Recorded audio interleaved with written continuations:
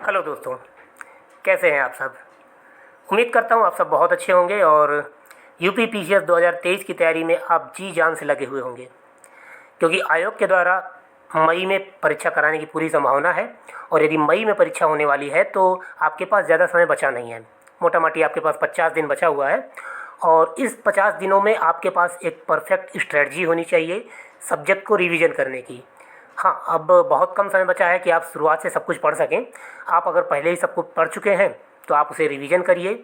और अगर आप अभी तक आपने शुरुआत से भी कुछ नहीं पढ़ा है तो भी घबराने की ज़रूरत नहीं है। बहुत से ऐसे लोग हैं जिन्होंने अंतिम के 1.5-2 महीने में ही पूरी पूरी पढ़ाई करके प्रीलिम्स आसानी से क्वालिफाई किया है, और आप भी कर सकते हैं। तो लेकिन उसके लिए परफेक्ट स्ट्रेटजी ज़रूरत होती है। दो तरीके के लोग होते हैं यूपी पीसीएस और आईएएस के एग्ज़ाम्स में। दो तरीके के लोग तैयारी करने वाले होते हैं। एक होते हैं जो कहीं ना कहीं हार्ड वर्क करते हैं, और एक एक जो होते हैं वो जो बिल्कुल स्मार्ट वर्क करते हैं। हार्ड वर्क कौन करते हैं? हार्ड वर्क वो लोग करते हैं जो पूरी किताब उठाते हैं, हिस्ट्री, ज्योग्राफी, पॉलिटी, इकोनॉमी की पूरी किताब उठाते हैं और बिल्कुल जी जान से लग जाते हैं और पूरी की पूरी किताब, एक पूरी किताब पढ़ जाते हैं। ठीक है, और वो 15-16 घंटे एक दिन में पढ़ सकते हैं। और स्मार्ट वर्क वो लोग करते हैं जो ये देखते हैं कि आयोग के द्वारा क्या क्या पूछा जा रहा है और क्या नहीं पूछा जा रहा है। जो पूछा जा रहा है केवल वही पढ़िए, जो नहीं पूछा जा रहा उसे स्किप कर दीजिए। उन्हें पढ़ते हुए, रिवीजन करते हुए उन्हें छोड़ दीजिए। तो ये आप पर निर्भर करता है कि आप स्मार्ट तरीके से पढ़ाई करना चाहते हैं, स्मार्ट वर्क करना चाहते हैं या हार्ड वर्क करना चाहते हैं। तो जो हार्ड वर्क करना चाहते हैं उनको उनका हार्ड वर्क मुबारक, और जो स्मार्ट वर्क करना चाहते हैं उनके लिए आज का ये वीडियो है। तो हमने क्या किया है कि हमने पिछले 2-3 सालों के जो प्रीवियस ईयर क्वेश्चन पेपर हैं उनका एनालिसिस किया है, और एनालिसिस करने के बाद हमने देखा कि एक्चुअल में आयोग प्रश्न कहाँ से पूछ रहा है, किस सब्जेक्ट में कहाँ से सवाल आयोग पूछ रहा है। तो हमने पाया कि एनवायरनमेंट में कुछ ऐसे टॉपिक्स हैं जहाँ से सवाल पूछे गए हैं पिछले साल 2022 में। पॉलिटी में कुछ ये टॉपिक हैं जहाँ से सवाल पूछे गए हैं।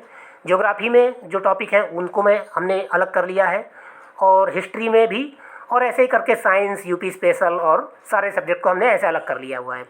इससे ये पता चल जाएगा कि एक्चुअल में आयोग सवाल पूछ कहाँ से रहा है और हमें किन किन चीज़ों पर विशेष ध्यान देना है। जब हम आप रिवीजन कर रहे हो, हम और आप ये रिवीजन करेंगे अपने सब्जेक्ट्स का, तो किन चीज़ों को विशेष रूप से ध्यान दें। ठीक है, तो आइए देखते हैं कि 2022 में ऐसे कौन कौन से टॉपिक हैं जहाँ से आयोग ने सवाल पूछे हैं, और ऐसे कौन से टॉपिक हैं जहाँ से आयोग ने सबसे ज़्यादा सवाल पूछे हैं। ठीक है, तो सबसे जो पहला टॉपिक हमने लिया है वो हमने सब्जेक्ट वाइज सबसे पहला एनवायरनमेंट लिया हुआ है।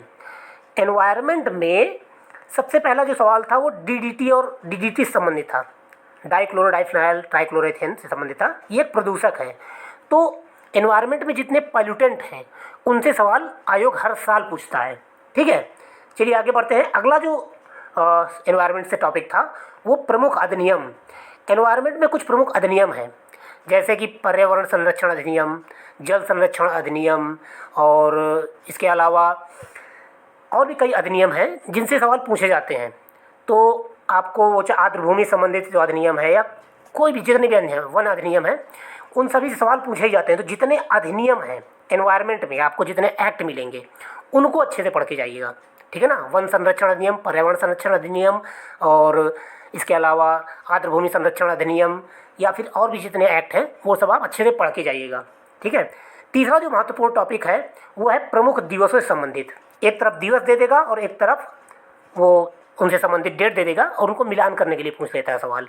और कैसे कैसे दिवस, जैसे बाघ दिवस, मृदा दिवस, जैव विविधता दिवस, ओजोन दिवस, जल दिवस, पृथ्वी दिवस और विश्व विरासत दिवस, ऐसे करके कुछ दिवस दे देता है और उनसे संबंधित डेट दे देता है। ये सवाल पूछता है। अगला जो टॉपिक आया था वो स्मॉग से संबंधित आया था। पूछा गया था कि स्मॉग में कौन कौन से तत्व पाए जाते हैं। PM2.5, PM10 और ओजोन, मीथेन, ऐसे करके कुछ तत्व दे दिया था। इनमें कौन कौन से तत्व पाए जाते हैं। तो आपको जितनी भी इंडेक्स हैं, मतलब एनवायरनमेंट से संबंधित, चाहे वो एयर क्वालिटी इंडेक्स हो, चाहे वो आपका ग्रीन हाउस गैसेस हैं, स्मॉग है, इनमें जो प्रमुख गैसें या तत्व पाए जाते हैं उनका आपको क्रम पता होना चाहिए कि कौन कौन से तत्व पाए जाते हैं, कौन कौन सी गैसेस पाई जाती हैं। ठीक है, और इसके बाद एसडीजी से हर साल एक सवाल पूछा ही जाता है। एसडीजी के कुल 17 गोल हैं, 17 लक्ष्य हैं। उन 17 लक्ष्यों को क्रम से सजाने के लिए आ जाता है या उनको मतलब मिलान करने के लिए आता है कि पहला लक्ष्य क्या है, तीसरा लक्ष्य क्या है, 15वां लक्ष्य क्या है या 12वां लक्ष्य क्या है, ऐसे करके पूछा जाता है। आपको 17 के 17 गोल पता होने चाहिए और क्रम से पता होने चाहिए, ठीक है। ये और इसका लक्ष्य वर्ष भी पता होना चाहिए, 2030 का इसका लक्ष्य वर्ष है, ये भी आपको पता होना चाहिए, ठीक है। अगला जो सवाल आया था वो जैव निम्नीकरणीय और अजैव निम्नीकरणीय से सवाल आया था कि निम्न में से कौन सा जैव निम्नीकरणीय है। मतलब कुछ तत्व दे दिए जाएंगे, 4 तत्व दिए जाएंगे और उनमें से पूछा जाएगा निम्न में से कौन जैव निम्नीकरणीय है या कौन जैव निम्नीकरणीय नहीं है। तो एनवायरनमेंट में आपको एक लिस्ट आपके पास होनी चाहिए जिसमें आपको पता होना चाहिए कि निम्न में से कौन सा जैव निम्नीकरणीय पॉल्यूटेंट है या कौन अजैव निम्नीकरणीय है। जैसे प्लास्टिक है वो अजैव निम्नीकरणीय है ना। और जो खाद्य पदार्थ होते हैं जैसे सब्जियां, ये जैव निम्नीकरणीय हैं। ऐसे सवाल पूछे जाते हैं। अगला जो टॉपिक आया था भारत वन स्थिति रिपोर्ट, इससे हर साल एक सवाल पूछा ही जाता है। अभी लेटेस्ट में वन स्थिति रिपोर्ट 2021 है, चर्चा में है, ठीक है। क्यों? क्योंकि 2023 हर 2 साल में आती है, हर 2 वर्ष में वन स्थिति रिपोर्ट आती है। तो 2021 में आई थी, अब 2023 में आनी है, लेकिन अभी तक आई नहीं है। अगर 2023 की वन स्थिति रिपोर्ट मार्च से पहले आ जाती है तो आपको 2023 की वन स्थिति रिपोर्ट भी अच्छे से पढ़नी पड़ेगी। और अगर नहीं आती है तो आपको 2021 की ही वन स्थिति रिपोर्ट अच्छे से पढ़ के जानी है कि कौन सा राज्य सबसे ज़्यादा वनावरण वाला है, किस राज्य में सबसे ज़्यादा प्रतिशत वनावरण है, किस राज्य ने वनावरण में वृद्धि की है, किस राज्य में मैंग्रोव वन सबसे ज़्यादा है। ऐसा पूरा आपको पता होना चाहिए, ठीक है। ऐसे ही सवाल पूछे जाते हैं। अगला जो टॉपिक है वो प्रदूषित जल से संबंधित है। प्रदूषित जल मतलब जल में कौन कौन से प्रदूषक पाए जाते हैं या फिर कहाँ कहाँ पर किस किस क्षेत्र में प्रदूषित जल। जैसे पश्चिम बंगाल का जल सबसे प्रदूषित माना जाता है आर्सेनिक के मामले में। इस ऐसे सवाल पूछ लिए जाते हैं। तो प्रदूषण चैप्टर बहुत इंपॉर्टेंट है। मैं एनवायरनमेंट के लिए आप लिख के रख लीजिए। प्रदूषण का जो चैप्टर है एनवायरनमेंट के लिए बहुत इंपॉर्टेंट है, आप इसको नोट कर लीजिए, ठीक है ना। प्रदूषण चैप्टर हर हाल में अच्छे से पढ़ के जाइएगा, एक एक बारीक से बारीक पॉइंट पढ़ के जाइएगा, ठीक है। चलिए आगे बढ़ते हैं। अगला कौन सा टॉपिक आया था? तो अगला जो टॉपिक आया था वो था नवीकरणीय और अनवीकरणीय ऊर्जा स्रोतों से।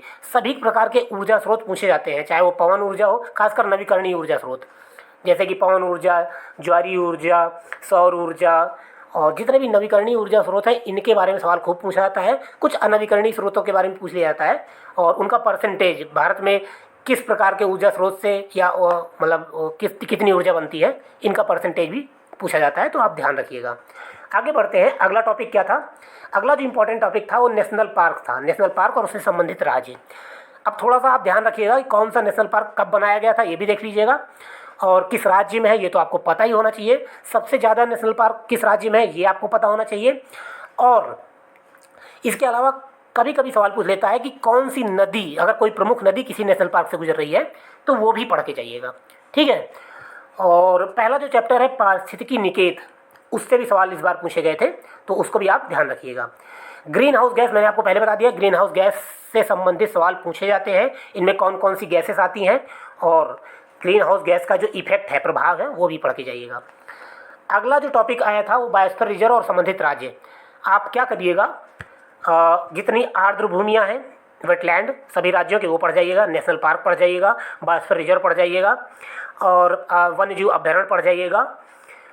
तो ऐसे करके आप जो इम्पोर्टेंट चीज़ें हैं हर राज्य की एनवायरनमेंट से संबंधित, वो आप पढ़ के जाइएगा, क्योंकि इनसे मिलान से संबंधित सवाल पूछे जाते हैं। तो लगभग 15 सवाल आए थे पर्यावरण से 2022 में। आपको अंदाज़ा लग गया होगा कि एनवायरनमेंट में कहाँ कहाँ सवाल पूछे जाते हैं, और यही होती है स्मार्ट स्ट्रेटजी, ठीक है। चलिए आइए देख लेते हैं 2022 में पॉलिटी से कहाँ कहाँ सवाल पूछे गए थे। तो पॉलिटी में जो सबसे ज़्यादा सवाल पूछे गए थे वो संविधान संशोधन से पूछे गए थे। जो कॉन्स्टिट्यूशन अमेंडमेंट था उससे 3 सवाल पूछे गए थे। तो कितना इंपॉर्टेंट है, तो जितने भी महत्वपूर्ण संविधान संशोधन है उनकी लिस्ट आपके पास होनी चाहिए। हम अपने चैनल में कोशिश करेंगे इसको कवर कराएंगे, पीसीएस के स्पेशल चैनल में। तो उसमें जितने महत्वपूर्ण संविधान संशोधन, जैसे पहला संविधान संशोधन जिसमें से 9वीं अनुसूची जोड़ी गई थी, 24वां संविधान संशोधन, 42वां संविधान संशोधन, 44वां संविधान संशोधन और 52वां संविधान संशोधन, इसके अलावा 91वां, 92वां, 89वां, 86वां संविधान संशोधन, और इसके बाद लास्ट के जो 97वां है, 99वां है, 100वां है, 101, 102, 103, 104, ये सारे इंपॉर्टेंट हैं। तो आपको महत्वपूर्ण संविधान संशोधन पता होने चाहिए, कब हुए, उनकी डेट पता होनी चाहिए, और उससे क्या प्रमुख बदलाव हुए वो आपको पता होना चाहिए। सवाल यही पूछे गए थे। और अगला जो सवाल आया था वो राज्यसभा की विधानसभा सीटों से था। एक तरफ राज्य दिया दिया था और अगले दूसरी तरफ विधानसभा सीटें दी हुई थी, मिलान करना था।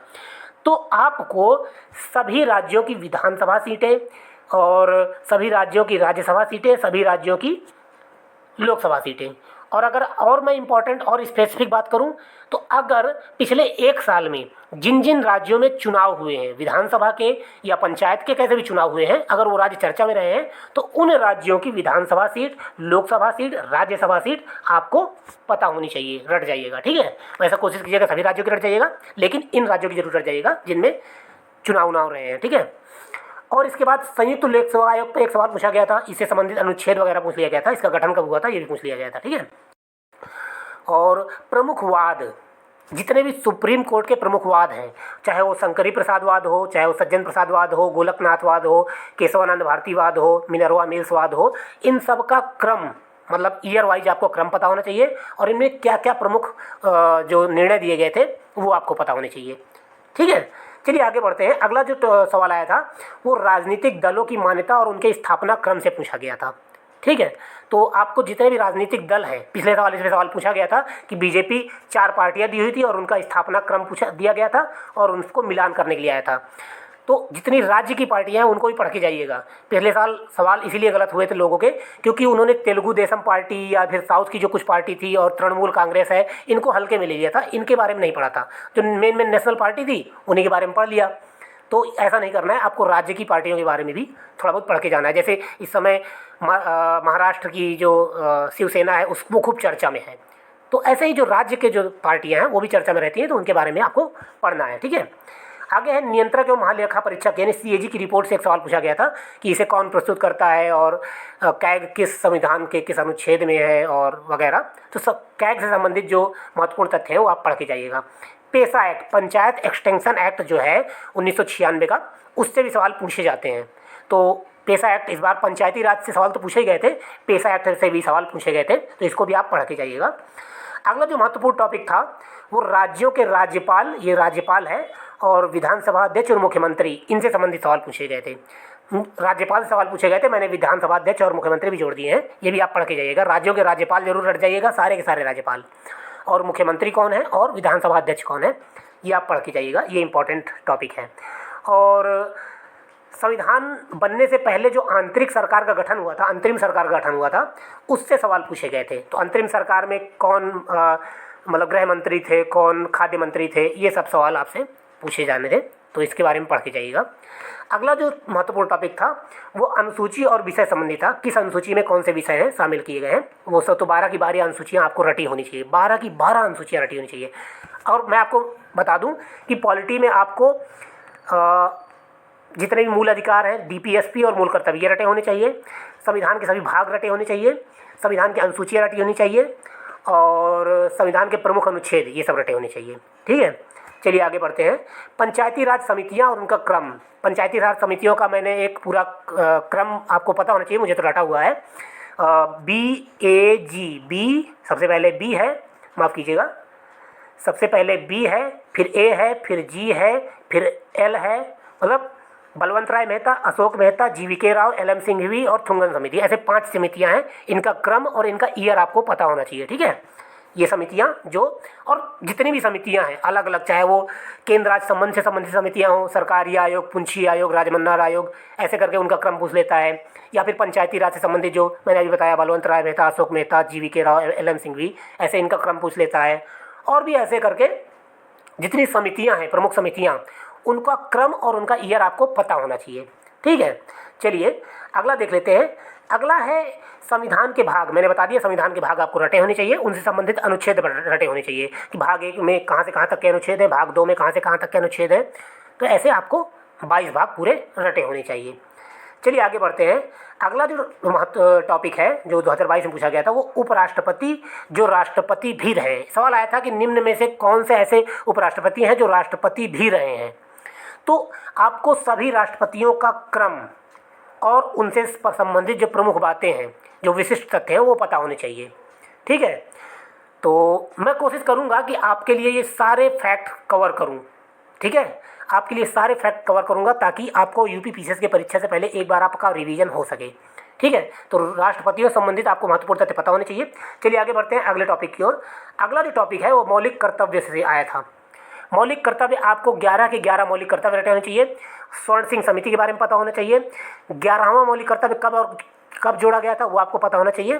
तो आपको मौलिक कर्तव्य से संबंधित ये महत्वपूर्ण तथ्य पता होने चाहिए। ठीक है, अगला जो टॉपिक था वो लोकसभा का क्रम और उनका चुनाव वर्ष, मतलब कि 5वीं लोकसभा, 6वीं लोकसभा, 7वीं लोकसभा, ऐसे करके इनका क्रम पूछ लिया था।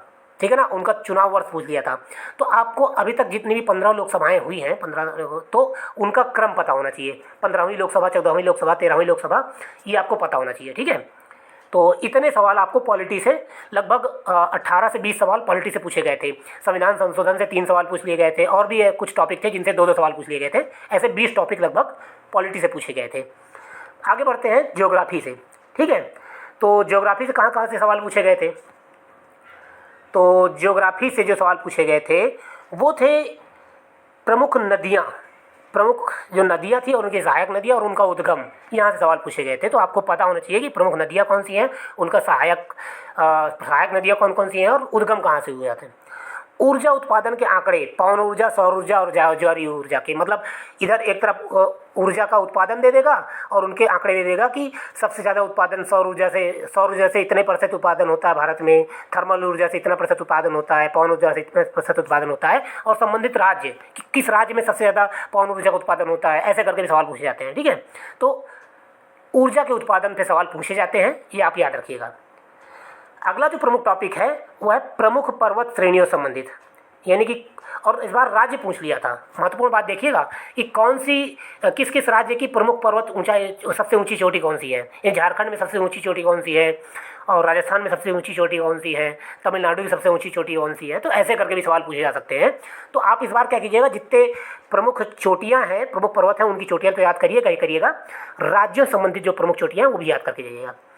भारत की विशेषताओं से भी सवाल की कर्क रेखा पर से कौन कौन से राज्य गुजरते हैं, मतलब कौन कर्क रेखा किन किन राज्यों से होकर गुजरती है, और प्रमुख राजधानियां जो कर्क रेखा के नज़दीक हैं, और किस मतलब भारत का अक्षांश और देशांतर संबंधित सभी सवाल पूछा जा सकता है आपसे। ठीक है, तो ऐसे करके भारत की जो पहला चैप्टर होता है ना, जब मॉडर्न हिस्ट्री उसका इंडियन ज्योग्राफी का जो पहला चैप्टर होता है, उसके जो महत्वपूर्ण तथ्य हैं वो आप पढ़ के जाइएगा।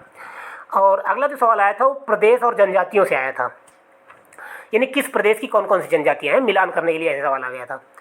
अगला जो सवाल आया था वो विश्व खनिज उत्पादन, यानी कि एक तरफ देश दे दिया था और एक तरफ प्रमुख उत्पादन दे दिया था कि किस देश में क्या उत्पादन होता है। जैसे चिली दे दिया, इधर तांबे का सबसे ज़्यादा उत्पादन होता है, और चीन दे दिया तो इधर लोहे का सबसे ज़्यादा उत्पादन होता है, ऑस्ट्रेलिया दे दिया तो यहाँ सोने का सबसे ज़्यादा उत्पादन होता है। ऐसे करके सवाल पूछा गया था। ठीक है, तो आपको प्रमुख देश और उनके उत्पादन पते होने चाहिए। अगला जो सवाल आया था वो प्रमुख PSU, यानी कि जो आपकी भेल गेल जो PSU होती है ना, सरकारी कंपनियां होती हैं, उनसे संबंधित सवाल पूछे गए थे कि प्रमुख पहली PSU कब कहाँ स्थापित की गई थी और किसकी सहायता स्थापित की गई थी, यानी कि भेल किसकी सहायता स्थापित की गई थी, या राउरकेला में जो स्थापित की गई थी कंपनी इस्पात इंडस्ट्री, वो किसकी सहायता से, यानी कि जितने भी उद्योग हैं स्थापित किए गए थे उनसे सवाल पूछे जाते हैं। तो आप ज्योग्राफी में एक उद्योग वाला चैप्टर है, वो जो है फैक्ट्रियाँ जिनमें स्थापित की गई थी वो पढ़ के जाइएगा अच्छे से। अगला जो टॉपिक था वो वैश्विक उद्योग, यानी विश्व में प्रमुख जो उद्योग हैं, जैसे कि डेट्रॉइट से सवाल पूछा जाता है, या भारत जैसे कि रूर का क्षेत्र किसे कहते हैं, या कोयला का उत्पादन के लिए बर्मिंघम जो फेमस है, या लोहे के उत्पादन के लिए, सूती वस्त्र उद्योग के लिए कौन सा क्षेत्र फेमस है, ऐसे सवाल पूछे जाते हैं। तो विश्व में जो प्रमुख औद्योगिक क्षेत्र हैं वो आपको पता होने चाहिए। अगला जो सवाल पूछा जाता है वो जलप्रपात और उनकी अवस्थिति से, भारत और विश्व दोनों के जलप्रपात आप पढ़ के जाइएगा। और कई बार जो राज्यों के जलप्रपात पूछ लेता है तो आप राज्यवार जी उनके जलप्रपात पढ़ लीजिएगा। ठीक है, प्रमुख मरुस्थलों से सवाल पूछे गए थे कि एक तरफ मरुस्थल दिया था और दूसरा देश पूछे गए थे, तो कौन सा मरुस्थल किस देश में पाया जाता है ये आपको पता होना चाहिए। अगला जो सवाल आया था वो विश्व के प्रमुख खनिज क्षेत्र, विश्व के प्रमुख खनिज क्षेत्रों से सवाल पूछा गया था, तो ये भी आपको पता होना चाहिए।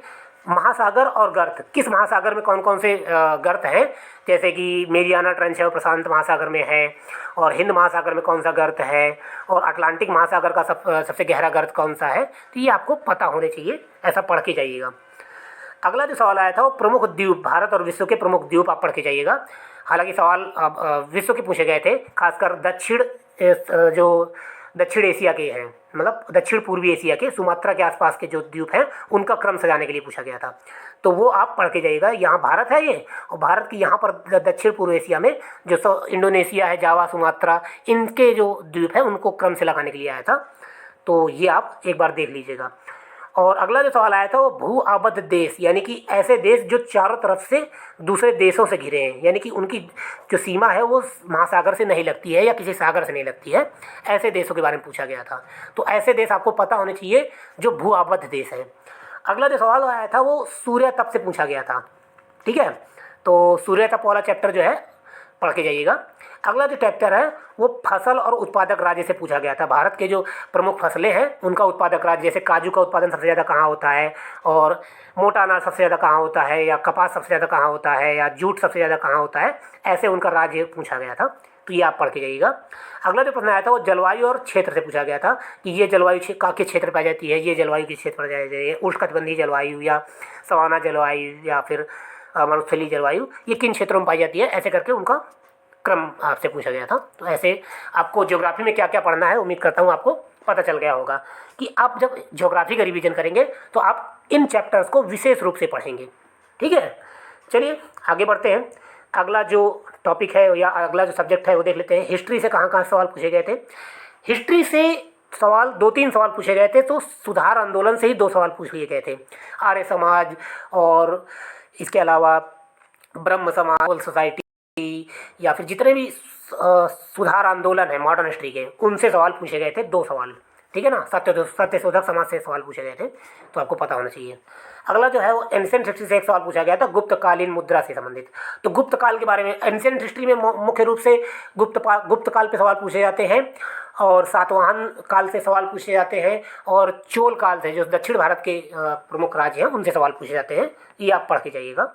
अगला जो सवाल आया था वो दर्शन और दार्शनिक, जो खट दर्शन है ना, जो उत्तर मीमांसा और मीमांसा है, और ये सब इनसे सवाल पूछे गए थे। न्याय दर्शन और इनसे सवाल पूछे गए थे, तो आपको 6 दर्शन मुख्य रूप से पता होने चाहिए, खट दर्शन जो है, और उनके प्रवर्तक जो उनके दार्शनिक हैं उनके बारे में आपको जानकारी होनी चाहिए। क्रांतिकारी घटनाक्रम से सवाल खूब पूछा जाता है। हर साल यूपीपीसीएस क्रांतिकारी घटनाक्रमों से सवाल पूछता है, वो चाहे लाहौर षड्यंत्र केस हो, चाहे कानपुर षड्यंत्र हो, चाहे वो इसके क्या कहते हैं ये चौरी चौरा कांड हो, या फिर इसके अलावा जो मास्टर दा है, एचआरए से संबंधित सवाल है, ऐसे सवाल आपसे पूछे जाते हैं। तो क्रांतिकारी घटनाक्रम से सवाल आपको पूछे जाएंगे, आपको क्रांतिकारी घटनाक्रम अच्छे से पढ़ के जाना है। अगला जो सवाल आया था मध्यकालीन पुस्तकें, चाहे वो बाबर की किताब हो, चाहे वो आईने अकबरी हो, या जितनी भी किताबें हैं मध्यकालीन इतिहास की बहुत सारी पुस्तकें हैं, उनसे संबंधित और उनके अनुवादक, इस बार लेखक नहीं पूछा था, वो अनुवादक पूछ लिया था कि किस विदेशी मतलब विदेशियों ने इनका अनुवाद किया है, तो किस जेम्स प्रिंसेप ने किसका अनुवाद किया है, या फिर किसी अन्य विदेशी ने किसका आविष्कार किया है, तो ये आपको पता होने चाहिए, ठीक है। आगे बढ़ते हैं। और अशोक के शिलालेख, अशोक के 13 शिलालेख है, इस बार 12वें शिलालेख के बारे में पूछा गया। तो 13 के 13 जो प्रमुख शिलालेख हैं उनके बारे में आपको उनकी विशेषताएं पता होनी चाहिए। एंशिएंट हिस्ट्री में अशोक के 13 शिलालेखों के बारे में आपको पता होना चाहिए। अगला जो सवाल आया था अलाउद्दीन खिलजी की विजय क्रमों से, यानी कि अलाउद्दीन खिलजी ने जितने भी विजय किए थे, उत्तर भारत से लेकर गुजरात का विजय कब किया, दक्षिण और इसके बीजापुर या गोलकुंडा का विजय कब किया, दक्षिण भारत का विजय कब किया, बंगाल का विजय कब किया, तो उनका एक क्रम पूछा गया था, ठीक है ना।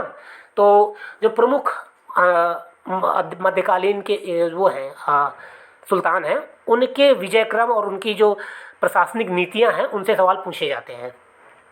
युद्ध और कालक्रम, प्रमुख युद्ध जो है, चाहे वो मध्यकालीन इतिहास के हों और चाहे वो आधुनिक भारत इतिहास के हों या प्राचीन भारत के, उनके कालक्रम आपसे पूछ लेता है, तो वो भी आप पढ़ के जाइएगा। सिंधु सभ्यता से जो सवाल पूछे जाते हैं वो उनसे संबंधित नदियों से सवाल पूछे जाएंगे, या उनमें जो प्राप्त वस्तुएं हैं कि इस लोथल में क्या पाया गया था, या मोहनजोदड़ो में क्या पाया गया था, या फिर कालीबंगा में क्या पाया गया था, उनकी विशेषता के आधार पर सवाल पूछे जाते हैं। या किस नदी के किनारे का पाया जाता है, इससे सवाल पूछे जाते हैं। तो आप जब रिवीजन कीजिएगा तो इन्हें पढ़िएगा विशेष रूप से।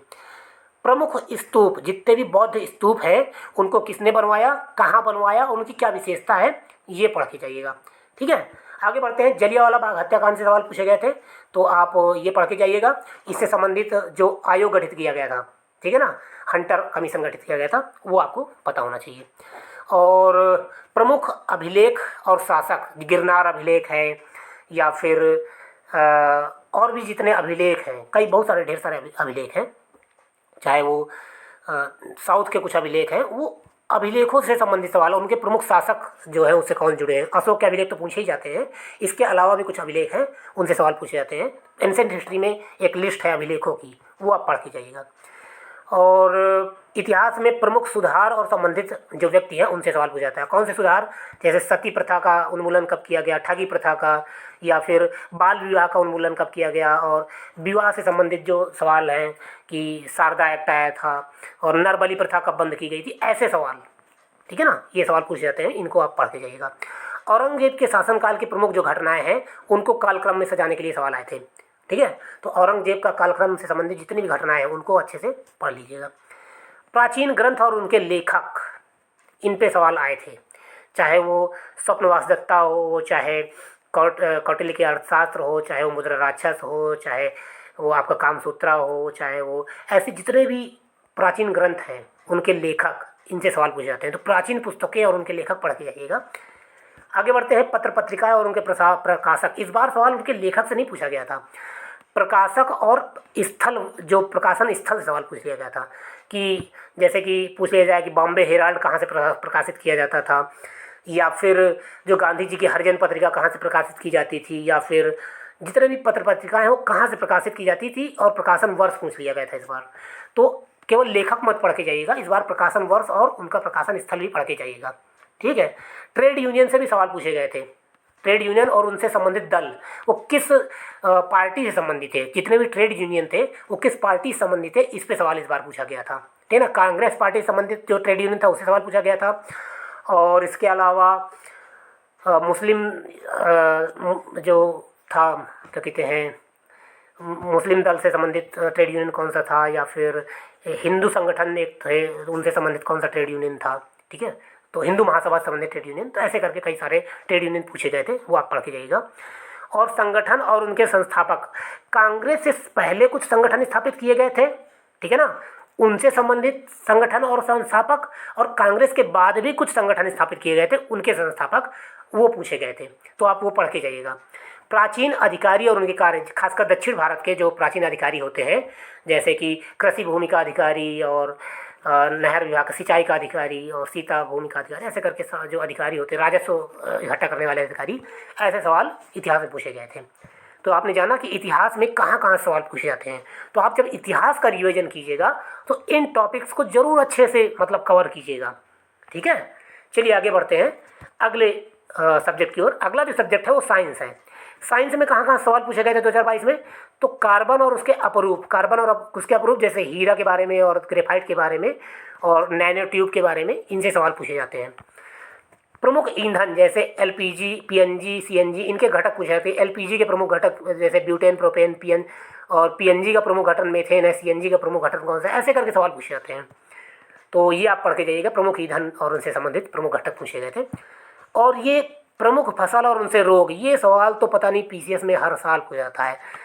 प्रमुख फसलें और उनसे संबंधित रोग, जैसे आलू का रोग या गेहूं का रोग और चावल में होने वाला रोग, है ना, और किससे होता है वो, चाहे कवक से होता है कि फंगस से होता है, मतलब कवक से होता है कि विषाणु से होता है, बैक्टीरिया से होता है, ये सवाल पूछ लिए जाते हैं। मानव रोग और उनसे संबंधित कारक पूछे गए थे कि मानव में ये जो रोग होता है वो किसकी वजह से होता है, कवक की वजह से होता है, या बैक्टीरिया की वजह से होता है, या विषाणु की वजह से होता है, इससे सवाल पूछे जाते हैं। तो मानव रोग और उनसे संबंधित कारक वो आप पढ़ के जाइएगा, विज्ञान में बहुत फेमस है। और प्रमुख इस बार दवाओं के बारे में पूछ लिया था कि मतलब ये पैरासीटामोल किसके काम आती है, या फिर ऐसे जो हमने हाई स्कूल इंटर में कुछ दवाएं पढ़ी थी ना, वो रोग प्रतिरोधक दवाएं, उनको क्या कहा जाता है, ऐसे दवाएं के बारे में सवाल पूछा गया था। समांगी और विषमांगी मिश्रण से भी कुछ सवाल पूछे गए थे। ठीक है, और अंडे देने वाले स्तनधारियों के बारे में सवाल पूछा गया था। और इसके अलावा मात्रा और मात्रक, मात्रक जो हमने पढ़े ना हाई स्कूल में, उनसे सवाल पूछे गए थे। क्षेत्र और शोर, ये इससे सवाल कई बार पूछा गया है कि कितने डेसिबल का शोर किस क्षेत्र में होता है, अस्पताल के आसपास कितना शोर होना चाहिए, फैक्ट्री एरिया में कितना शोर अलाउड है, या रहने वाले आवासीय क्षेत्र में कितना शोर अलाउड है, इस पे सवाल आयोग पूछता है। और संश्लेषित रेशों से संबंधित इस बार सवाल भी पूछे गए थे। तो जो है नायलॉन से और नियोप्रीन और इसके अलावा जो कृत्रिम रेशे हैं उनसे संबंधित सवाल पूछे गए थे, तो वो आप पढ़ के जाइएगा। यूपी स्पेशल से कहाँ कहाँ सवाल पूछे गए थे तो वो भी देख लीजिए। यूपी स्पेशल से वन्य जीव अभ्यारण्य, उत्तर प्रदेश में जितने वन्य जीव अभ्यारण्य हैं और उनका स्थापना वर्ष, ये याद रखिए कि उनका स्थापना वर्ष पढ़ के जाइएगा। जिला तो पढ़िएगा कि किस जिले में है, ये स्थापना वर्ष भी पढ़िएगा। उत्तर प्रदेश में प्रमुख बांध कौन कौन से हैं वो पढ़ के जाइएगा। प्रमुख राष्ट्रीय उद्यान, इकलौता राष्ट्रीय उद्यान है वही दुधवा वाला, दुधवा राष्ट्रीय उद्यान पीलीभीत में, वही पढ़ के जाइएगा। वो वहाँ उससे उसकी विशेषताएं पढ़ लीजिएगा कि कहाँ कौन सी नदी गुजरती है, कौन कौन से ज़िले इसमें शामिल हैं, कौन कौन से जीव यहाँ पाए जाते हैं, ये पढ़ के जाइएगा। और वन डिस्ट्रिक्ट वन प्रोडक्ट से सवाल पूछे गए थे कि किस, तो पूरे के पूरे 75 जिलों में कौन कौन से one district one product use होते हैं वो पढ़ के जाइएगा। और पश्चिमी उत्तर प्रदेश से सवाल इस बार पूछे गए थे। पश्चिमी उत्तर प्रदेश मतलब इधर का आपका मेरठ का ज़िला है और सहारनपुर है और ये सब गाज़ियाबाद है, यहाँ सवाल पूछे गए थे। नगर और जनसंख्या, किस नगर की सबसे कम जनसंख्या है, ये सवाल पूछा गया था। लेकिन आप जनसंख्या संबंधित, उत्तर प्रदेश की जनसंख्या संबंधित सारे सवाल अच्छे से पढ़ के जाइएगा। और यूपी दिवस से संबंधित एक सवाल पूछा गया था। ऐसा करके लगभग 10 सवाल यूपी स्पेशल थे। तो ये कुल मिला के पूरा एनालिसिस था 2022 का। 2022 में कहाँ कहाँ से पूछे गए, और आयोग हर बार इन्हीं टॉपिक से सवाल पूछता है, ये भी आप ध्यान रखिएगा। तो आप अगर इन टॉपिक्स को भी अच्छे से रिवाइज करेंगे तो भी आप आसानी से स्मार्ट तरीके से पूरा का पूरा सब्जेक्ट रिवाइज कर सकते हैं और आपको पता चल जाएगा कहाँ से पढ़ना है, कौन सी चीज़ें बार बार रिवाइज करनी है। तो ये 2022 का एनालिसिस रहा है और हम कोशिश करेंगे कि ये सारे टॉपिक, सारे सब्जेक्ट, सारे टॉपिक कवर किए जाएँ। ठीक है, मैं कोशिश करूँगा यूपी स्पेशल के लिए सारे टॉपिक कवर करूँ। धन्यवाद, मिलते हैं अगले वीडियो में। अच्छे से तैयारी कीजिए। और अब एक और घोषणा है इसमें कि 28 साल की जो PDF है वो जरूर खरीदिए, क्योंकि मैंने सारे टॉपिक मिला लिए हैं और उन 28 साल की जो PDF है ना उसमें सब कुछ कवर किया गया है। सब कुछ उस 28 साल की जो PDF है उसमें सब कुछ कवर किया गया है। इसलिए 28 साल की PDF अगर आप अभी तक आपने नहीं खरीदी है, अगर आपने अभी तक नहीं ली है तो ज़रूर ले लीजिए और उसको पढ़ जाइए, जल्दी जल्दी पढ़ जाइए, उसको बार बार रिवाइज कर जाइए। ठीक है, धन्यवाद।